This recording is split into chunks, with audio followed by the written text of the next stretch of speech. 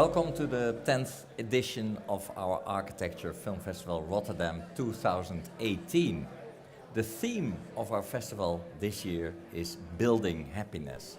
And what we've seen the past decade is a development in making films.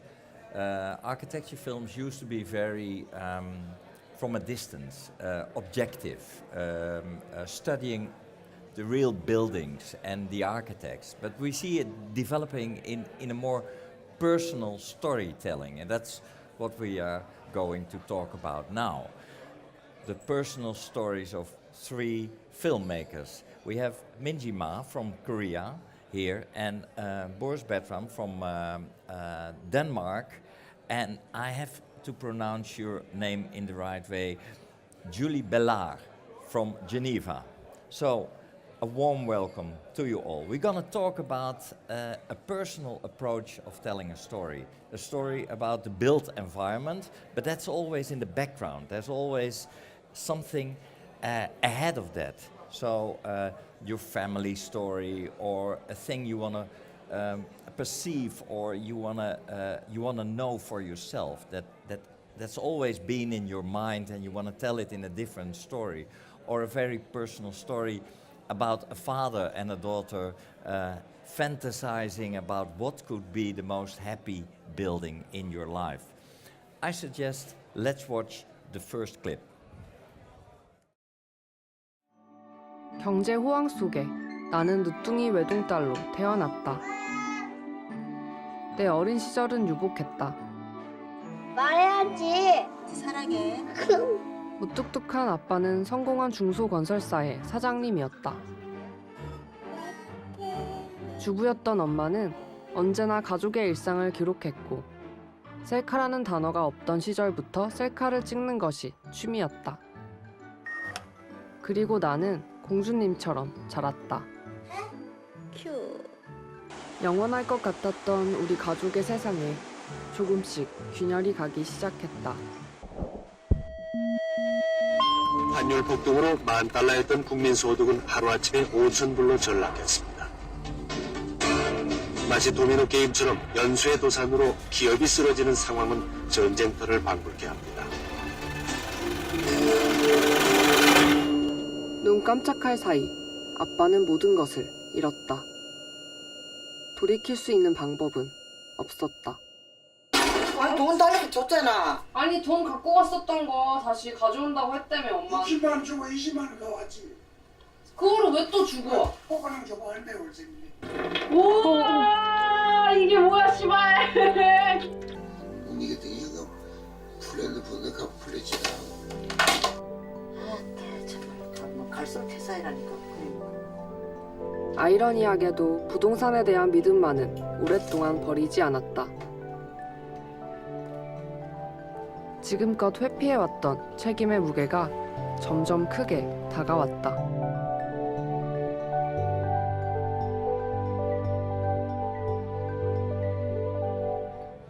Well, Minji, welcome in Rotterdam. You're from Seoul. You covered a lot of ground to be here, and we're very pleased with your film. You told a heartbreaking story about your family, and in between you're telling the story of a collapsing Seoul, one could say, due to the financial crisis. Therefore the title, Family in the Bubble. So, what was your goal when you portrayed your family in a kind of, well, you felt that something was wrong, relation between you and your parents, and meanwhile you told that story of your generation, how to survive in Seoul. So what was your purpose of making this film? Okay, so my parents ran a small construction business in 1980s in Korea. So they made a fortune with the real estate speculation then, and after the financial crisis, my parents lost everything, but they are still obsessed to making a fortune with the same things with the real estate. So after that, I thought that I just didn't know why my parents were so obsessed to the real estate. So that became a kind of my big problem in my life. So I just wonder what made my life, especially in terms of the economy system in Korea. So that's why I began to make this documentary. So after I researched on my parents' history and also Korean economic history, then I realized that it is not only our family story, but it was our country's history and another family members went through together. So that's why I began to share this story. And during the financial crisis, a lot of young people also went through the same thing. Then no one explained why they had to be gotten through the same things. So a lot of others just told us that it's just gone, it's finished. Yeah. The financial crisis is gone. But we got through the same thing, and we just wanted to share this experience together. Right. Yes. But the film, in essence, was a kind of a therapeutic way for you to find out about your parents and the relation with your parents. Yes, right. So it was much bigger, in a small way, much bigger for you than telling a kind of an abstract story of a whole country and a huge city. Yes. So for you, for example, if you listen to a story like this, which is very personal, for you there was this pursuit of finding out what makes a house to a home, which was for you a very personal quest as well. Yeah, my film, The Human Shelter, is definitely looking into not only what makes a home, but also what makes a shelter for us as human beings. You know, we have a house, 4 windows, but in a way to feel at home, you have to feel at home in your body as well. So your body is your first shelter. And that is also something I explore in the film. Yeah, and for you, Julie, your film is about dreaming a future. You and your father are finding out in that film what would be the perfect house. Yeah. At the beginning, I don't know a lot of things about my father, and I tried to find where he lived when he was a child, and yeah, just know a little bit about this story, and maybe the story of my dad is also my story, and yeah, and I think a lot of person dream about somewhere. Yeah. Yeah. And I see a similarity between both films because you're trying to find out about your father. So there is a quest in all 3 films. You're trying to find out what makes a house into a home, and you're trying to find out about your father. And I think that's a very good starting point for starting a story. Instead, do you think that would be a good advice for filmmakers to start with their heart instead of taking this whole picture? What do you think?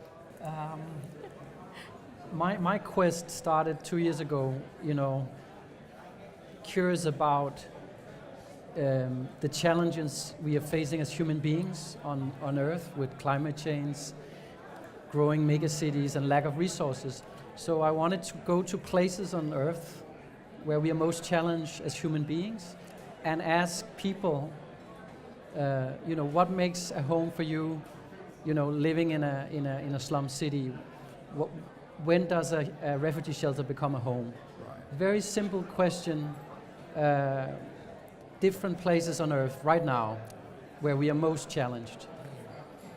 Yeah, and I like that approach, especially in your film, where you literally show your question on screen, where you literally are trying to find out, making drawings with your father. So how does the house look like that you are fantasizing about? Yeah, I think why I don't want to use archive image, because I don't have archive image about the story of my dad. And with this, how you can make a movie with nothing? And after you have to imagine, to create scene, to create sets, to create everything, and this is why we try to imagine, to draw something in scene. Yeah. Yeah. I'd like to watch the clip of Boris' film, Human Shelter, and I want to know more about the attachment of people who are in the film. Shall we show a clip of Human Shelter? Miro masters in the ndele mi do hodo lo mi wedo la jebi mia ho mi do wedo ni ami do na all ben design aya la je ndo dry de ya de color to color that you wanna e ya yi lo tre e get me lo polo ni e ho mi do hu miro e me ta e me dewi e me ta dewi miro never be me. And then go to maybe how do that was see. We don't know where on it.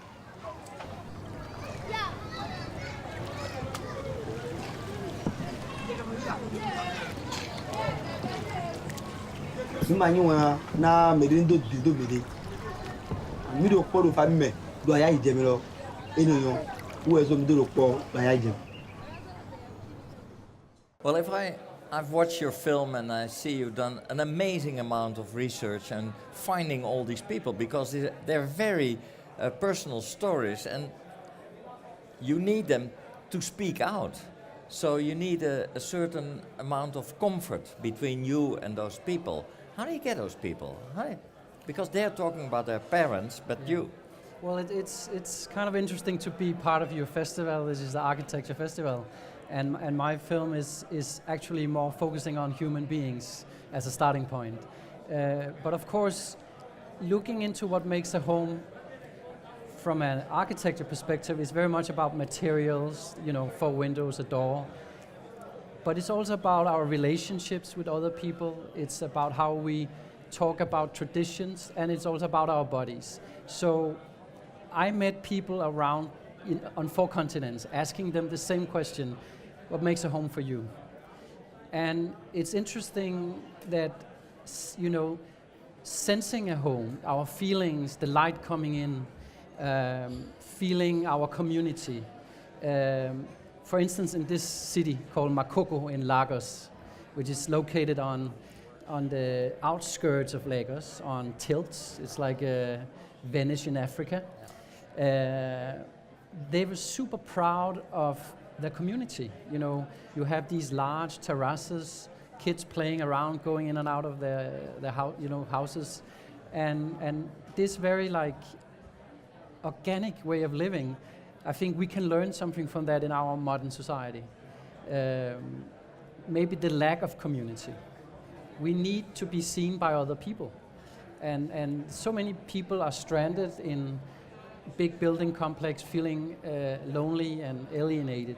So my film is actually looking for how do we create community, how do we feel at home in our body, things that are very related to being human.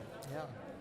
Well, whereas your film, when you're portraying your family, it seems to me that they're dealing with making money out of investments. So not in the first place, for them, housing and building housing is about profit, making profit. And maybe therefore you wanted to make the film because that used a big gap between you and your parents. Isn't that how it went? Yeah, so for me, the housing is just living alone without my parents for the first place before I made this documentary, because without facing the reality, I could feel comfortable with it. Then after that, so I found out my parents, that for them, the housing is just going back to their past, not the present or not the future. So just over time, just facing the reality was the very important thing for our family, my family, to live together and make our own house. So for me, face the reality was very important thing in my film. So that was the theme. Yeah, But did your parents know? As for you, Julie, you had access to your parents. Did they know what you were doing? Did they know you were searching for something, maybe love? Love. Yeah, so while I was making this documentary, then they just could understand because I just tried to explain what I'm doing, and this is not only our family story, but it's also our Korean family's history. So they, yeah, finally they could understand. So it was not that big deal for me.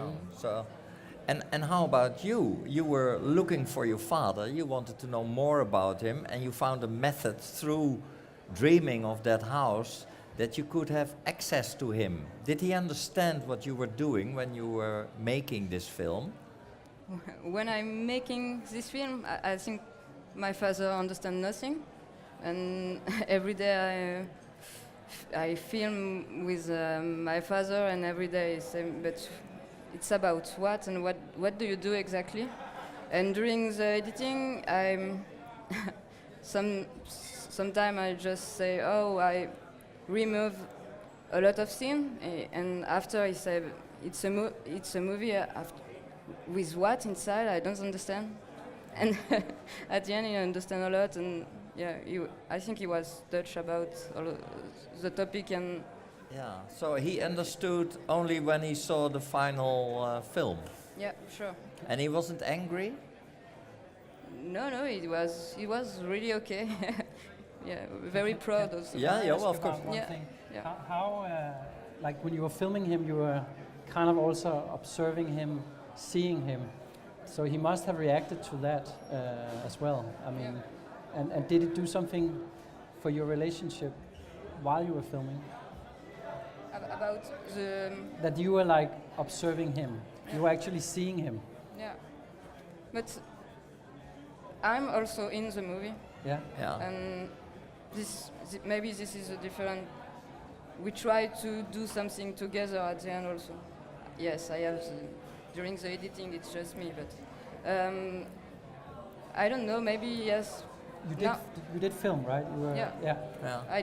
Yeah. And now, yeah, my relation with my father changed a lot. Now, Yeah. today, yeah, So- we are calm. Yeah. So it had like an impact on your relationship. Yeah. It's interesting. I don't know which pact, but, but For yes. the better. Okay. Well, let's see a clip of a movie that tells something. T'as fini? Moi j'ai presque fini, mais c'est pas encore. Qu'est-ce que t'as fait, toi? Alors moi j'ai noté d'abord ce que j'aimerais dans la maison.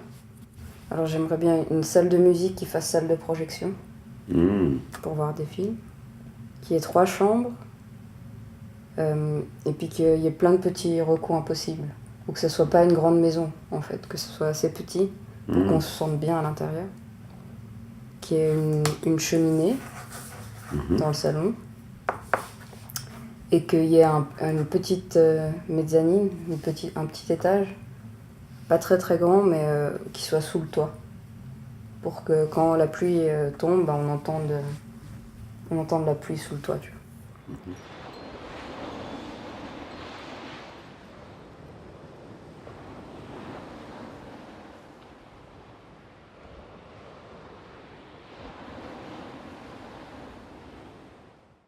I love that we put that scene of your father in a treehouse behind that, because that little scene, 2 people, you and your father, talking about the design we cannot see, just saying words, that explains so much about how you think about, well, one could say happiness or building a relation between you.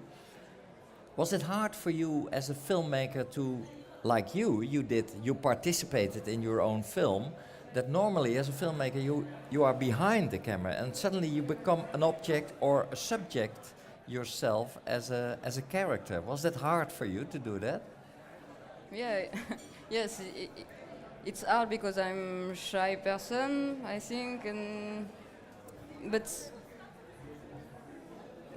I'm a filmmaker and I have to asking what is my place, and when I make a movie, where I have to put my person, it's not just keep image, and this is a big question, I think, about what do you do with your opinion, your ethic, but it's hard to do movie when I'm inside. For me, it's hard. I don't know for you. Well, how did that work for you? Because you have to be honest, but you're split in your thoughts because you know you're in the image, and you have to act. You become an actor, but you have to be yourself as well. And as a director, there's two visions: the objective vision from the outside, behind the camera, and you become a. How did that work for you?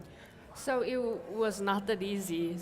Because I really hated that I had to face my face in front of the computer. That was very hard part because I always just edit my face and my action. Then it was not easy because I could just keep the distance from myself.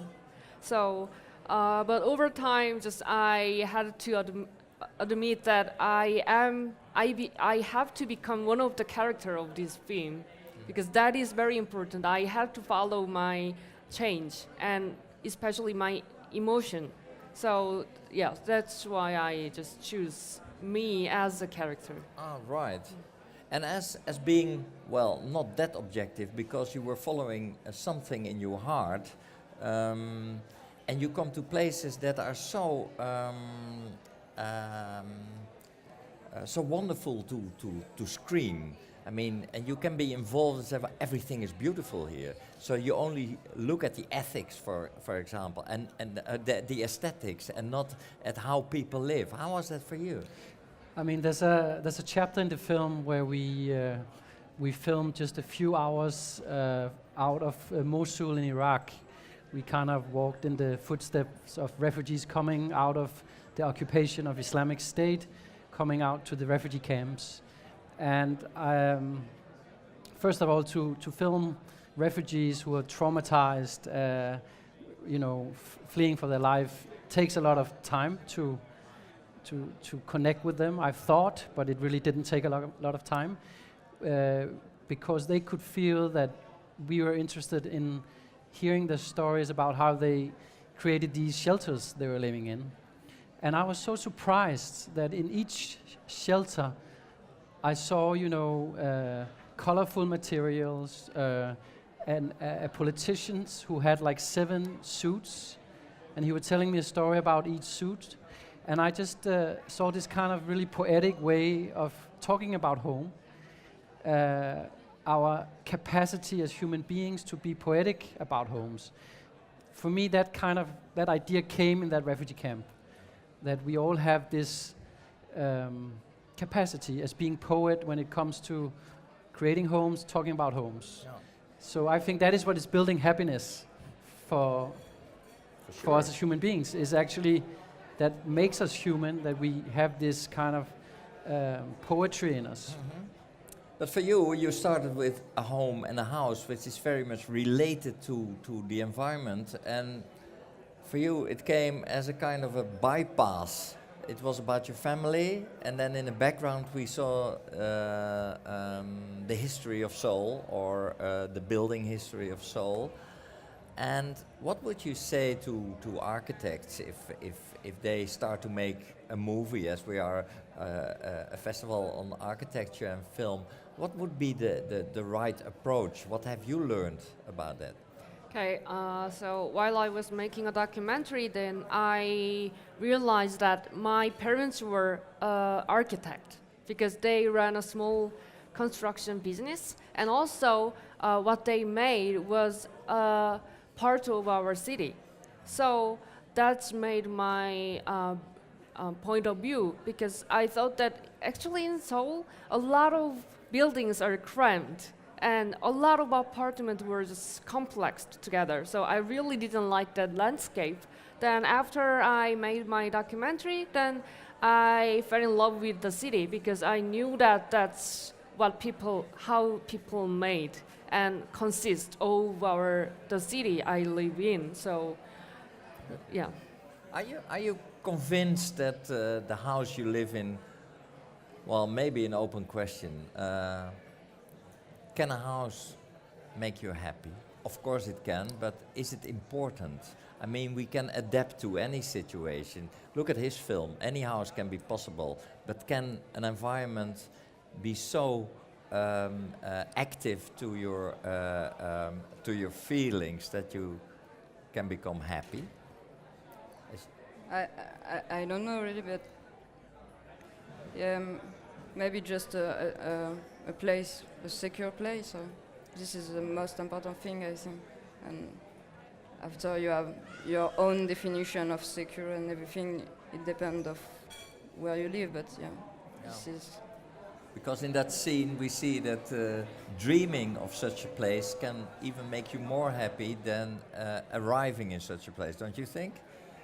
I mean, I think it's a really good question you are asking with your festival, building happiness. I mean, we are living in a time where, 60 million people are on the move as refugees around the world, and people are in motion. And how do we create homes being in motion? I mean, how do we create this sense of being secure and grounded? I think when we do personal stories, we look into this kind of the psychological aspects of creating a happy home.